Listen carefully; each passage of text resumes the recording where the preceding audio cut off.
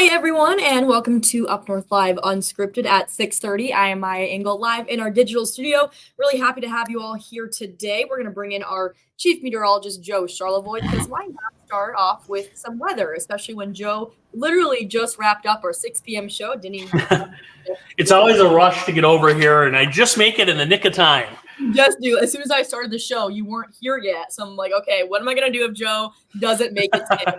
You have not let me down yet, Joe. Yep. Well, I'll tell you what. We started the day sunny today, Maya, but it's kind of cloudy now, and with a few showers rolling through tonight, but nothing that bad. The one thing I noticed today, and I'm sure you did too, is a little warmer today. It was nice. Yeah, it felt good. 70s, 80s, and coming up a little later, I'm going to show you as we get. We're still a few days away, but as we get into next week, a big warm up on the way potentially. Okay. Before we let you go, is that rain going to carry into tomorrow? The warm weather or the rain? The rain. Oh, no. Maybe a couple early day showers up north in the UP, but most of tomorrow looks dry. So a lot of that'll fall tonight, just a few showers tonight, Maya.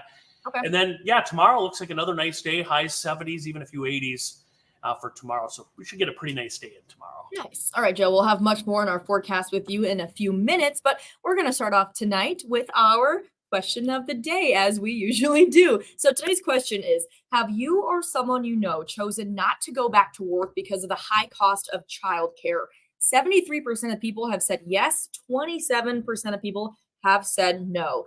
Be sure to scan that QR code on your screen now to vote on our question of the day.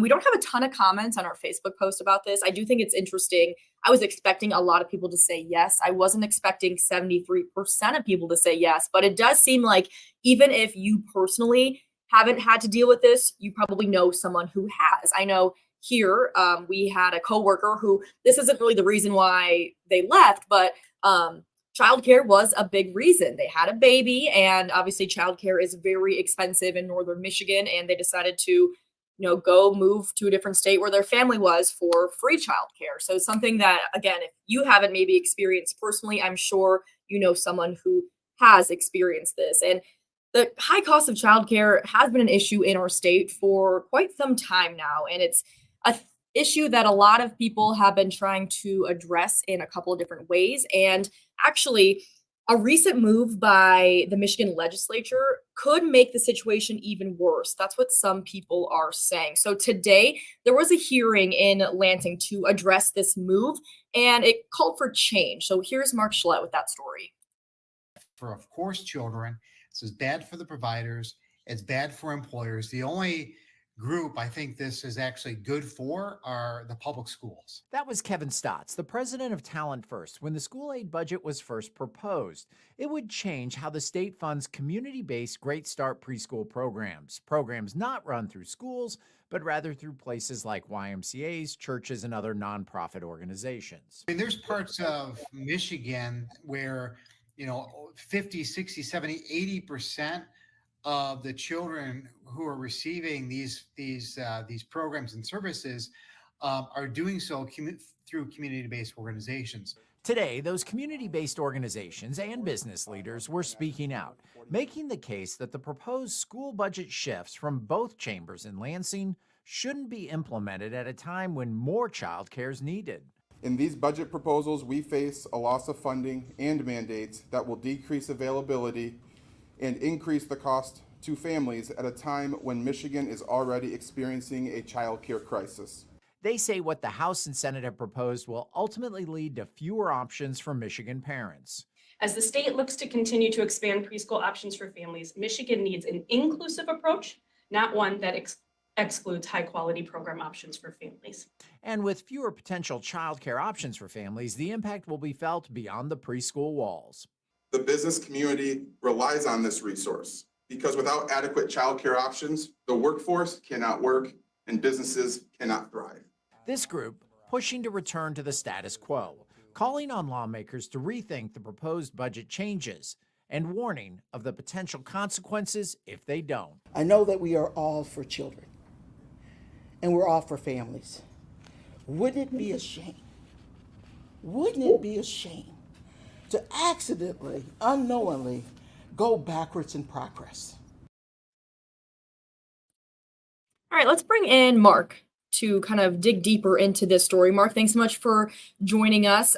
So let's kind of go backwards a little bit. Your Okay. story addressed a lot of things, but what it didn't address too much, because we all know that there is a need for more childcare options, but for more affordable childcare options. And this is a topic that this isn't your first time covering. You've covered this topic for a while now. So how bad is the need for childcare in Northern Well, Michigan? Well, anecdotally, you talk to anybody that is looking for childcare, and they'll tell you how bad it is. Michigan State University did a study, and they published a map that's fascinating, and it describes what they call Michigan's child care desert. Okay, so it's like the equivalent of water, and there's not a lot of water in the desert, and there's not a lot of child care in Michigan. So if you pictured the Lower Peninsula and the Upper Peninsula, okay, and they would break it down into geographic regions. So areas where there's no color, it's white, there's plenty of childcare. Areas where it's red is that there are multiple young people for each available spot. Okay. Okay. Almost the entire map, the entire Lower Peninsula, entire Upper Peninsula is some shade of red. That's how dire it is. There isn't a portion of our state where there's abundant child care. And it doesn't matter whether you're in more rural areas or in more urban areas, there simply is not enough child care for all the families out there that are looking for it. We are truly in a child care desert, according to this map and according to the people that were addressing the media today. And why do you think that is? What are some of the reasons that could be leading to that? Well, you talk to child care providers, there are certainly hurdles in place, and talk to lawmakers, and they will tell you we need to simplify the process to become a child care provider. So that's a large portion of it. And it's not easy work being a child care provider. There aren't enough people going into it. There are regulations put in there for safety's sake, but can also be an awful lot to navigate for somebody that wants to start a child care program. Some of these larger programs, you also need to staff them, as with everything, as with restaurants or businesses or anything. You have to staff them at an appropriate level to take care of a certain number of children. It's hard to find those people. The speakers today, address that a lot of these child care centers run on very, very slim margins. So there's not, the profit margin is low for a lot of these. So there's not a lot of money to be made in this. So I think there's a whole host of hurdles as to why more child care centers don't exist. Now, the state over the last couple of years has made a conscious effort to try to make it easier and to try to help fund. There's a My Child Care for Michigan program that the governor launched to start 1,000 new daycare centers and facilities and programs in the state. They had an end goal to have it done by the end of this year. They actually are ahead of schedule on that, but still there is this tremendous need. Right. So, like you just said, the state has been taking steps to address this issue for quite some time now, but all these advocates who are representing early childhood education, who you heard from today in your story, they're kind of saying this recent proposal from the Senate and the House is doing the opposite of that. Exactly. And I think that even at today's press conference, they expressed kind of a curiosity of why is this coming out of the Michigan Senate and the Michigan House? Again, all of this has to do with the school aid budget. So the schools operate on a budget just like the state operates on a budget. So in this proposed budget, the governor called for continued funding of these programs and not changes, but through legislation or through the budget process from the Senate and the House, different programs came through that called for changes in how funding is done. From the House side, it had to do with how do we fund the Great Start Readiness Program, and essentially, many people say that what you're doing is you're taking it away from community-based programs, so churches, YMCA's, and instead you're taking that funding and it has to stay with your local school. Well, the problem with that is a lot of kids don't live very close to their school, especially up here. The closest thing to some of these kids might be the church, might be the YMCA. And if you're talking about childcare programs like after school programs, you want it convenient to get from your house to there or there to your house, and school might be really far away. You might have a long bus ride to get to school and it's not the closest place. So from the House version, a lot of people are saying we should go back to funding the community-based programs as well. That it's going to take a multi-prong approach, that just putting this on our schools and saying you guys are going to do the Great Start Readiness program. Many people say that this is a huge problem. We need to have a multi-prong approach. We need to address it through the schools. We need to address it through our community-based programs and our private firms as well. The Senate version called for the Senate version of the changes basically calls for a change in what we pay child care providers. And some people say that the rate is too high, that it's going to force these private child care centers to raise tuition to a point that it prices it out for a lot of families. A lot of families couldn't afford it.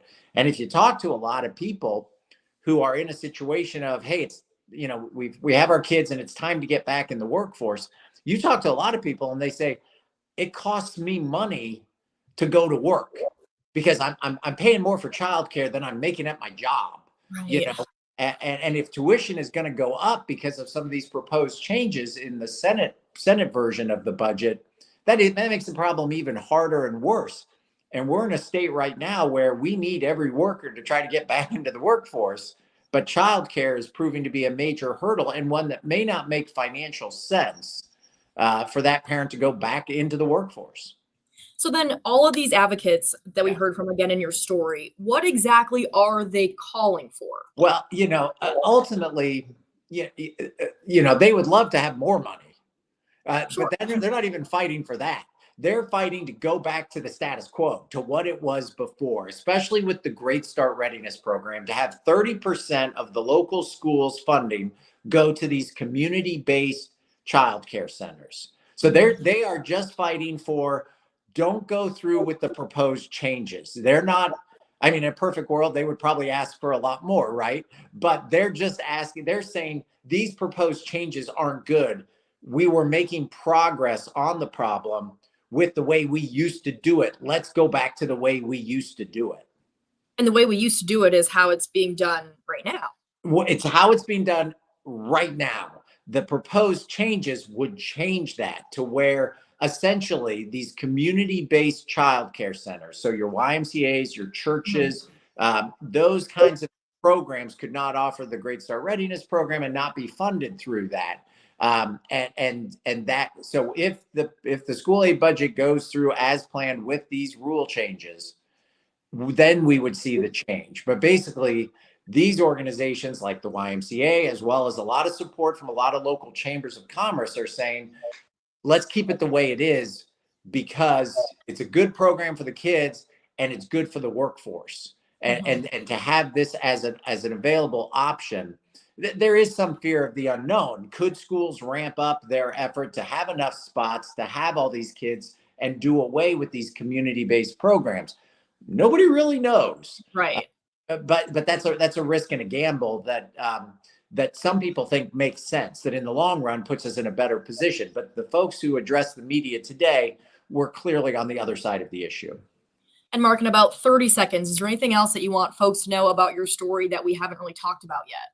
Well, again, this is a proposed school age budget. It's not passed. If you have a concern or a thought, one way or the other, you're encouraged to get in touch with your lawmakers. So that's your state representative, your state senator. Let them know how you feel about this and the impact. That was the call of action that was put forth today, was if you have a thought on this, reach out to your local lawmaker and let them know. All right, Mark. Well, thanks so much for joining us. Enjoy the rest of your evening. And we're going to take a short break here on UpNorthLive Unscripted. I'm going to put our question of the day back up on our screen for those watching online. You can scan that QR code to vote, and we'll check in with Joe when we come back.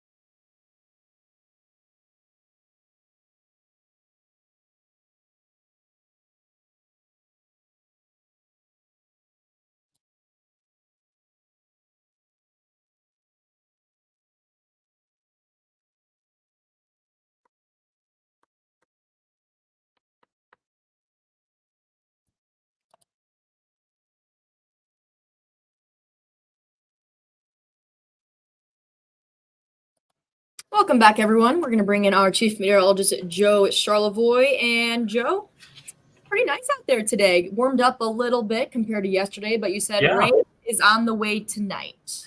Yeah, a little bit of rain and some showers, but it's not, tomorrow afternoon, you won't even remember that it happened. One of those situations. And the other thing too, Maya, is, we've got Father's Day coming up this weekend. And then after that, maybe a pretty big warm up too.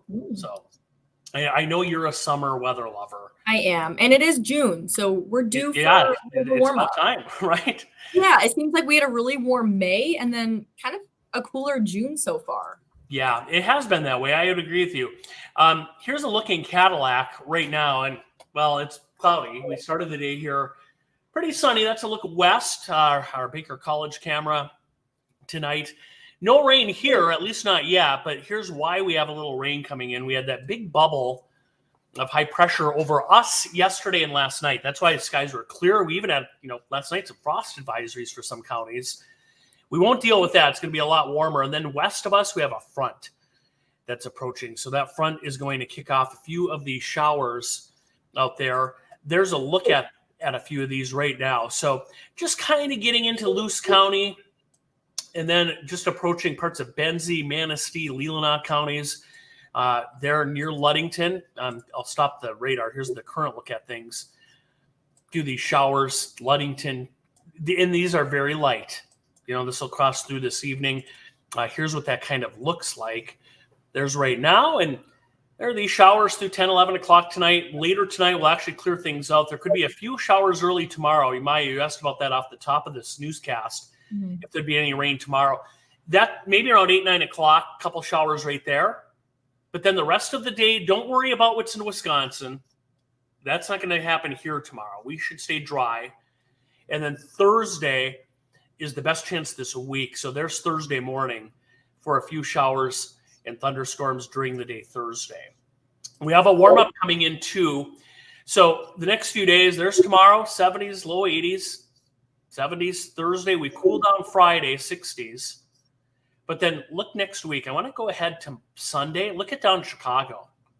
That's Sunday. Monday, yeah, we get into the 80s here. Mid-90s down around Indianapolis. That's on Monday next week. And Tuesday, pretty warm, even up at Marquette, near 90 degrees. So a warm-up is expected next week. One other thing, Friday and Saturday will be dry, but if you have Father's Day plans, it looks wet right now. The leading edge of some of that warm air, hot air coming in could kick off a few showers and storms, Maya, on Father's Day for Sunday. So we'll see. Hopefully that changes, but as of now, could see a little bit of rain on Sunday. So maybe have some plans for indoor activities. Yeah, that might be a good idea. Just to be safe. All right. Thanks so much, Joe. We're going to take one more break. When we come back, we'll check in with our sports director, Harrison Beebe. Stick around. You're watching Up North Live Unscripted.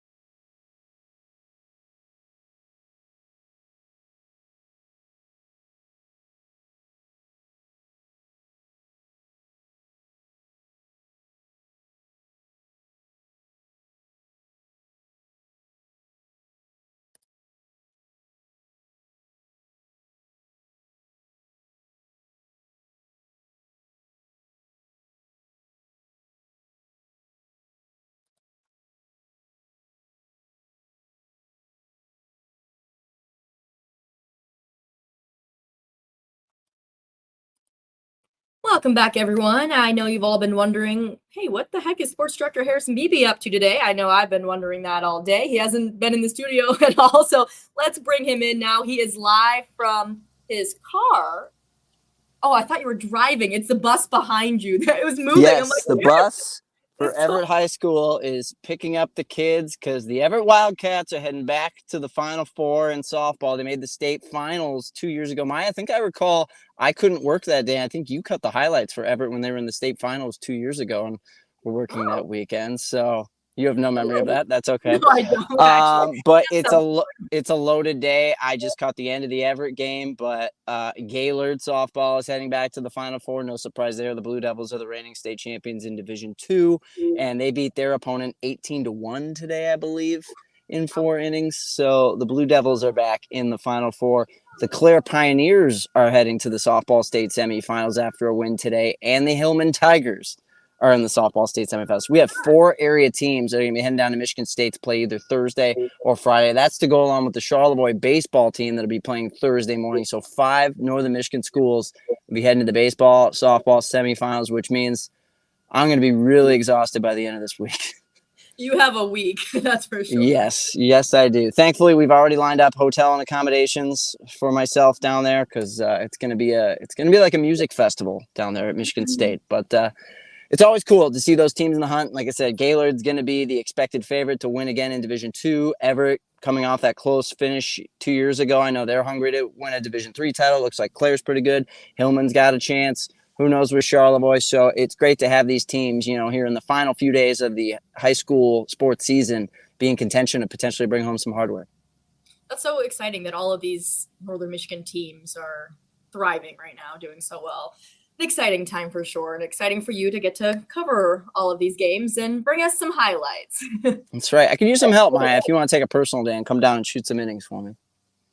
I'll think about it. You All right, gotta do Harrison, that. You gotta do this show. Then who would do this? Yeah. So. exactly. Good point. So Yeah. you'll be back here at 11, and he'll have highlights from all these games that you're. That is the plan. Yep. All right. Well, looking forward to seeing you then. Thanks, Harrison. Mhm. And we're going to take one last break here on Up North Live Unscripted. And when we come back, we'll take a look at our final results for our question of the day. Stick around.